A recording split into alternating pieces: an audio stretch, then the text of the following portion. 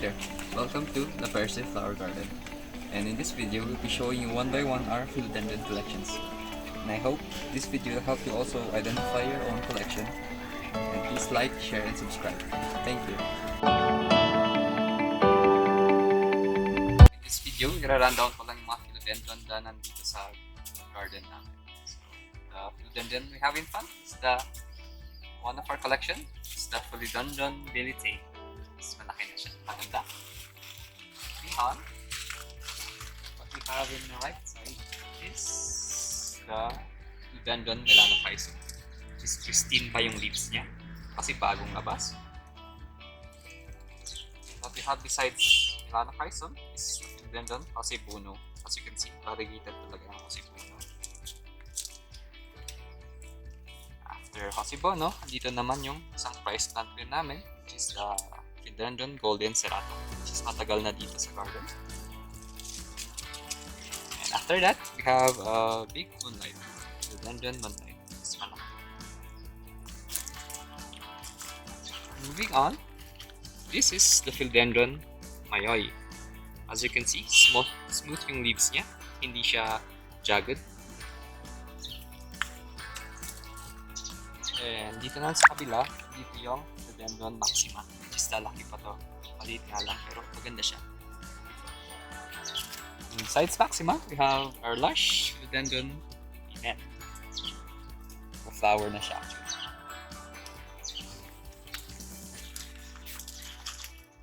Besides Pinette, we have also, parang ang sabi nila dito is Philodendron Red Cardinal. Pero actually, it is also Philodendron Prince of Orange. Nag-red nga lang siya dahil totok talaga sa init.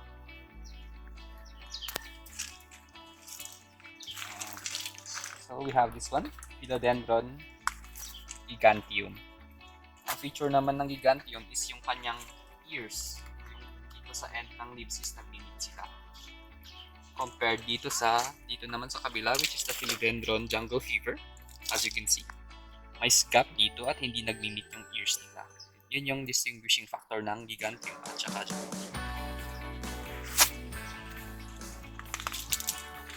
ito rin naman, ito yung Philodendron Red Bristle, or also known as Philodendron Spaniferum.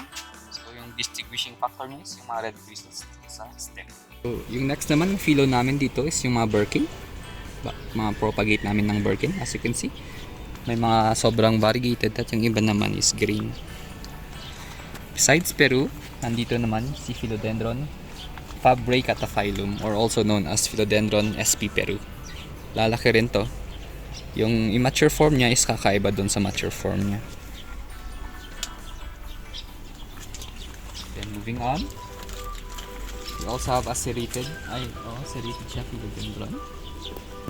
This is the Philodendron Warsi-Wesii, which is green. Meron din naman yung Philodendron Warsi-Wesii aurea, which is yung golden or yellow na form na ganito. After that, we have the similar. Pinagkakamalam nitong Mayoi, but this is also Philodendron Radiatum. As you can see, hindi smooth yung kanyang dito, yung leaves niya. At may jagged parts. Yun yung parang distinguishing factor niya dun sa Mayoi. Moving on, we have itong mga malalaking Glorious, Philodendron Glorious, which is the mixture of Philodendron Melanophyceum and Philodendron Gloriosum.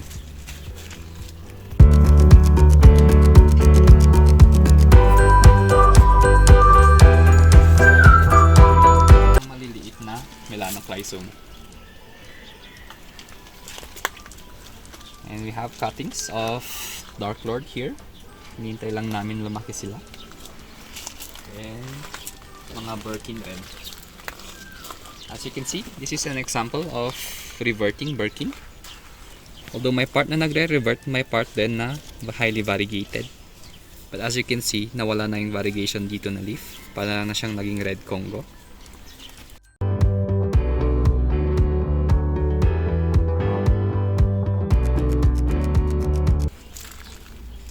As you can see, ito yung aming Philodendron Golden Dragon. As you can see, it's variegated.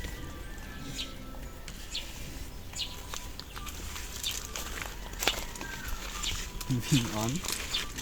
Ito naman yung madami ngayon dito. Is yung Philodendron Painted Lady, which is a botanical name. Pero yung scientific name nila is Philodendron erubescens pa rin.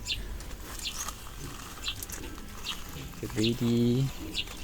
We have here one also of the rarest. Isang rare rin na this is our Philodendron Snowdrift, which is maputi compare sa jungle fever na green. Sa Snowdrift, may spot variegation siya and yung immature leaf is puti pag lumalabas. Pero it can retain yung whiteness yung leaves pag strong sunlight yung location niya. Pero pag nasa dim sunlight, yun yung magiging green yun siya at pinagkakamalang jungle fever. So moving on, we have this one. Isang expensive plant din, which is the Paraiso Verde. Parang mas kamukha niya yung Jose Bono at parang mas variegated siya. Pero it's different from Jose Bono regarding the leaf shape. And at our side, we have the, hindi na siya Philodendron kundi it's also now known as Dermatophyllum Silum, which is still under subgenera ng Philodendron pero hindi na siya tawag na Philodendron. So Dermatophyllum. We have our mother pot na Philodendron auriculatum. Some people call it as the banana plant, but it's actually a philodendron. And dito naman sa harapan natin, we have the Philodendron Dark Lord. Yung difference niya sa mature na red emerald is yung tenga ng red emerald is hanggang dito. Unlike doon sa Dark Lord na parang triangle, nag-separate sila and it has a pointed tip. Dito rin naman we have yung, actually ang alam namin is Philodendron Prince of Orange to, pero yun nga, bilag siya sa init kaya parang naging red na tuloy yung leaves niya. Katabi naman ng Prince of Orange, we have the Philodendron Royal Queen, which in short terms mas matabang Majesty, Philodendron Majesty, kasi unlike yung Majesty na parang thin yung leaves niya, ito naman is parang spade, mataba. And it's maroon in color. Then we have the Philodendron Mycostitum. So, kapamilya ng Philodendron yan, Hederaceum. And dito naman sa kabilang to, we have our large and big Philodendron Mexicanum. As you can see, may tenga na sila. And there's one upcoming. And here is also a bigger dragon. We're not sure if it's golden or green, pero this is a Philodendron dragon. Baka green dragon, but there are some signs of variegation. Hoping magre-recover siya. And at this side, we have the Philodendron Olympiad. Wag kayong mali dito doon sa Philodendron Mayoy, Ceratum, Olympiad. At may distinguishing features naman sila. As you can see, yung Olympiad mas mahaba yung leaves niya, tapos madami siyang parang serrations compared doon sa dalawa. And have here is the Philodendron Subhastatum with the feature na red yung likuran niya, parang maroon. This is epiphyte siya, so nagka-climb siya sa kahoy. Mas lumalago sila pag nasa pole or nalagay sa climb one. Inside, Philodendron Golden Ceratum, which is for sale actually. We have the Philodendron Hopes. This is also one of our ceratums. This is the Philodendron Ring of Fire.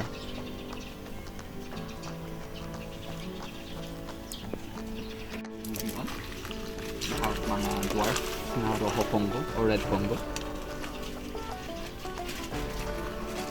And also another Jose Bono. Pero hindi siya ganun ka-variegated. We have Prince of Orange. Then smaller. At ayun po yung Mexicanum namin is yung characteristic ng Mexicanum is red yung underside niya. Dito naman na side, we have our variegated Giganti.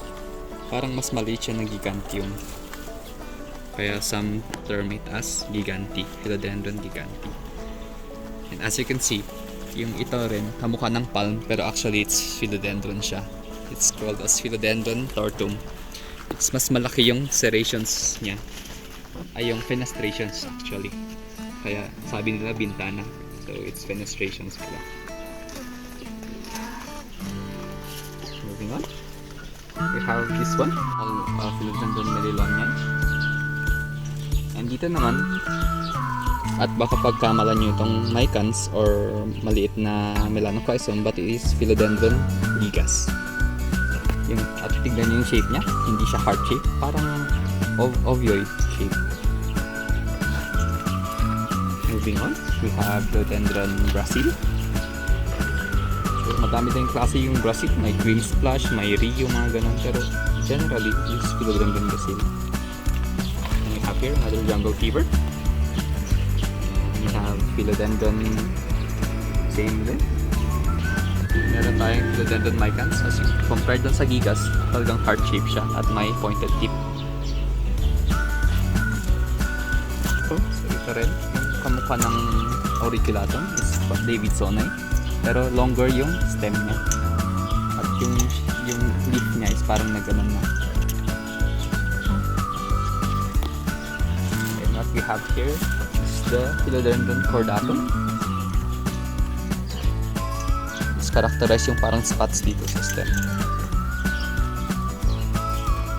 What we have here is Philodendron florida. So we're not sure yet kung ghost sila kasi hindi pa lumalabas yung pagka-ghost nila. Kaya we're just going to name them Florida pa rin.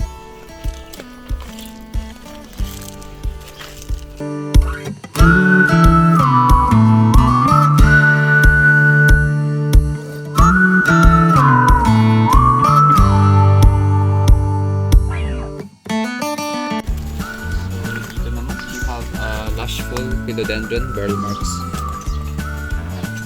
You see, mas maganda yung growth nila dahil yung philodendron is generally epiphytic, meaning nagka-climb sila ng kahoy. So, they climb structures. And the next one we have is Philodendron bobsea. Pinagkakamalihan ito ng mga ibang plantito at plantita at sinasabing Philodendron serratum. And what we have here naman is yung Philodendron jungle boogie, which is compared sa bobsea, ibang-iba talaga. As you can see, yung serratum parang ragade, serrated talaga. Unlike dito sa bobsea, may gap yung pagka-fenestration niya.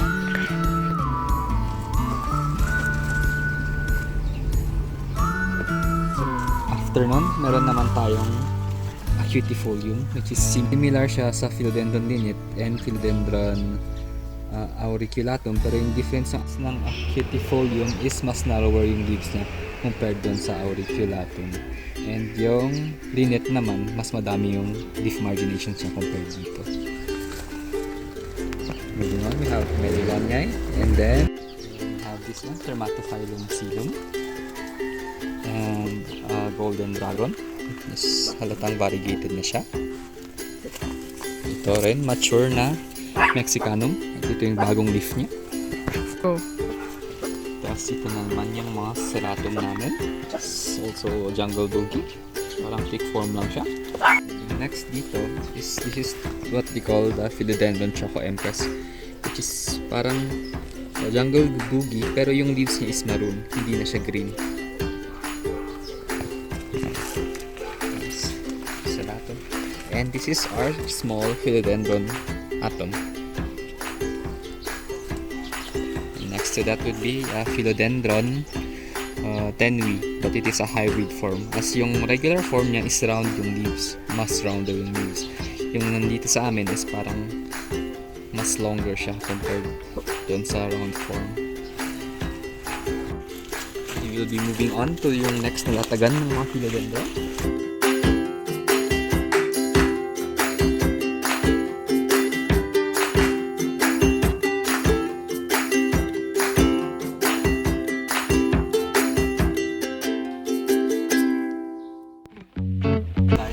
Common na Philodendron, tawag nila is Philodendron temptation.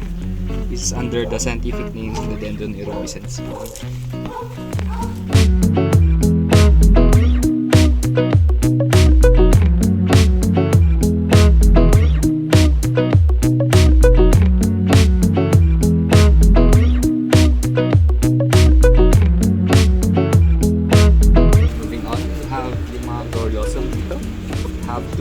gloriosum in this nursery. We have the Philodendron gloriosum dark form, which is mas leathery yung texture niya and mas darker yung leaves.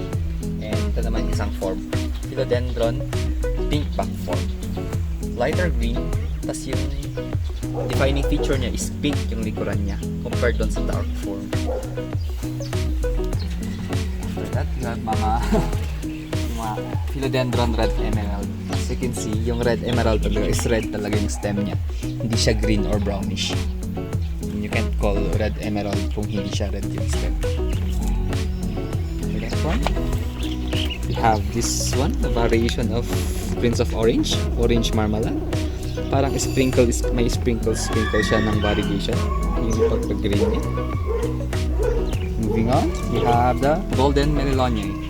So yung common form is green and this one is nasa lighter green na parang gold na siya. And we have our big green Congo. So kung may red Congo, may Birkin, may green Congo naman.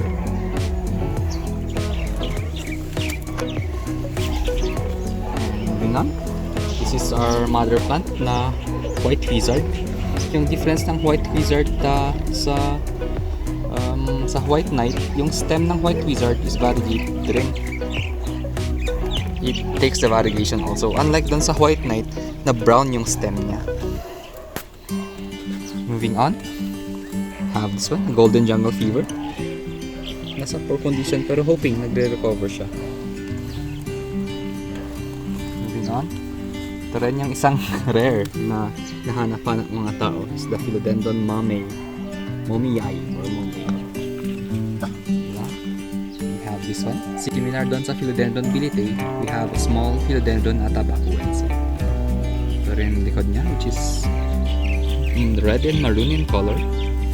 Yan yung defining feature niya. So, next naman na Philodendron na dito is yung Philodendron marcianum. Yung sabi nilang fat boy. As you can see, yung stem niya, mataba. Kaya fat boy yung pinangalan sa kanya. Philodendron marcianum.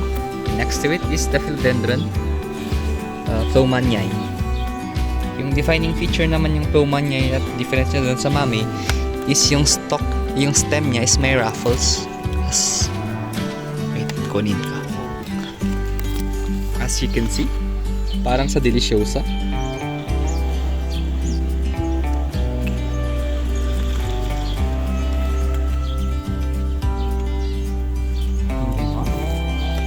Have naman the Philodendron rugosum aberrant form. Ito yung pig skin na tinatawag.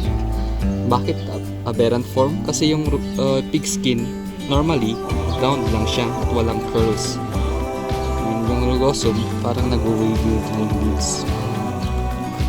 Have the Philodendron calkins, which is similar dun sa painted lady pero yung stem niya is green, unlike dun sa painted lady na pink yung stem. Next naman, we have meron kaming maliit na Philodendron brandiatum. Mukha siyang silver sa atin pero it is Philodendron. Moving on, we have variegated Dermatophyllum sanadu. Dermatophyllum sanadu rin. And then, next naman na Philodendron is kakaiba kasi numbers yung pangalan niya. Have the Philodendron 69686 or yung big ear Philodendron. Then moving on, we have also another rare Philodendron. Hinahanap ng mga ibang plantita ngayon. We have the Philodendron verrucosum, which has striking similarities sa stem dun sa red bristle kasi may bristles din siya pero green. And the underside, makikita mo yung red colors niya, which is maganda. Mas lalo pag bagong bukas yung mga leaves niya. Magandang pinagmamasdan. And next to our Philodendron verrucosum is our proven Philodendron Florida Ghost. As you can see, yung mature leaves niya may naiwan streaks ng white. And then yung bagong labas naman is kay puti-puti. Meaning it is really proven a Philodendron Florida Ghost. Hindi lang Florida Green. And next to it, we have Philodendron lupinum, which is Similar dun sa SP or Philodendron fibricati-phylum, kakaiba rin yung juvenile form dun sa adult form. And dun sa underside din naman, parang maronish pinkish siya. And next to it, we have yung tinatago rin namin minsan kasi baka maselan. We have the Philodendron pearl marks, variegated Philodendron pearl marks. See, maganda.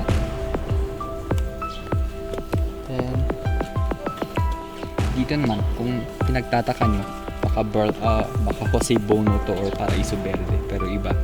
This one is called as Philodendron Imbe Elmaniae. Kasi yung difference naman niya is mas manapis yung leaves niya at mas highly variegated sila compared dun sa Jose Bono. Tapos yung shape na rin yung leaf, as you can see, yung parang tenga ng leaf is parang nagmi-meet na sila at mas mahaba yung tenga niya compared dun sa Jose Bono at yung Paraiso Verde. Ito rin yung hinahanap-hanap ngayon, popular na Philodendron. We have our Philodendron Pink Princess, which yung variegation level niya is maganda pa rin naman, parang nasa high pa rin siya. And the defining feature ng Pink Princess namin is half moon pa rin yung variegation niya. So, half of the leaf is still variegated, pati rin dito sa isang leaf, half of it is still variegated.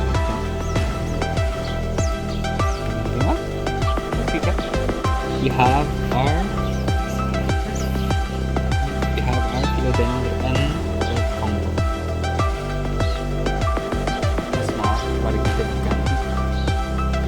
Mas magandang variegation. Next to it, we have our Philodendron Hastatum, which is mature na. Yung normally na Hastatum na nakikita natin sa market is wala pang tenga. Pero it is mature na, kaya ganito yung itsura niya.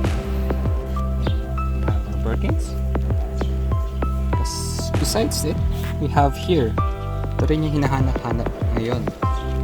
Kamukha ng Philodendron Pink Princess, pero this is Philodendron Strawberry shape. So you can see, mix yung variegation niya. May green, may yellow, may white.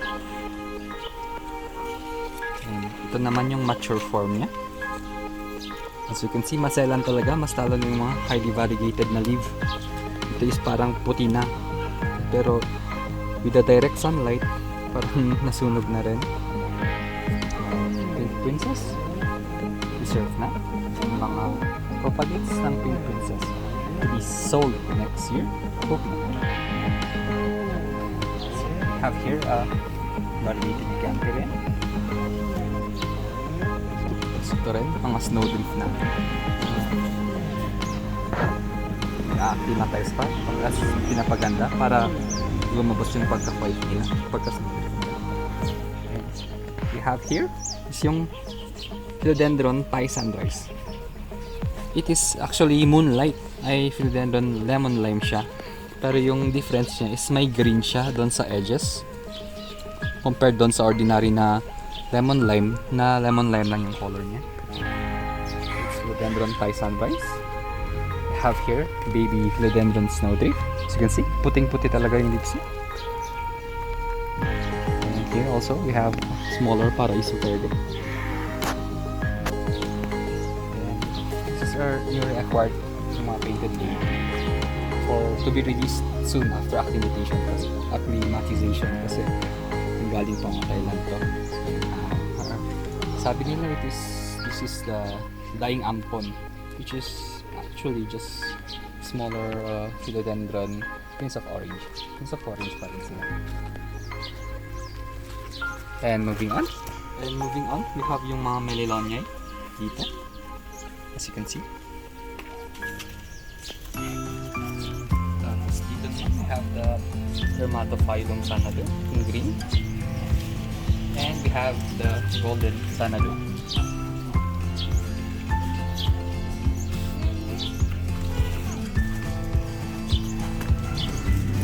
Saan pala ako?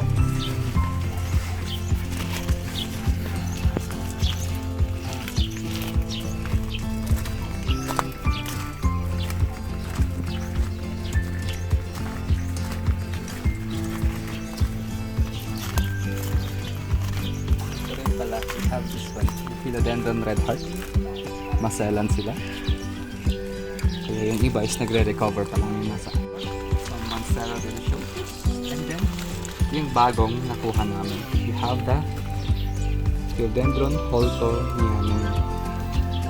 See?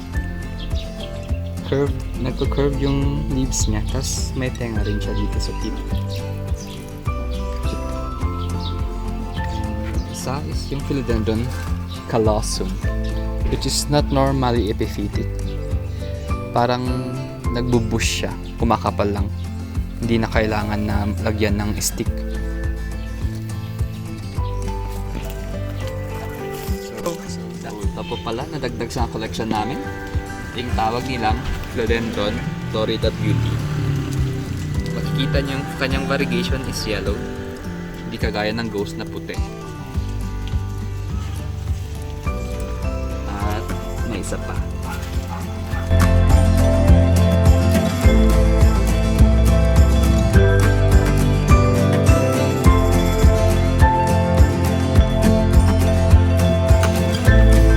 Bagong collection namin is the Philodendron Jungle Fever na variegated. See, parang golden yung variegation.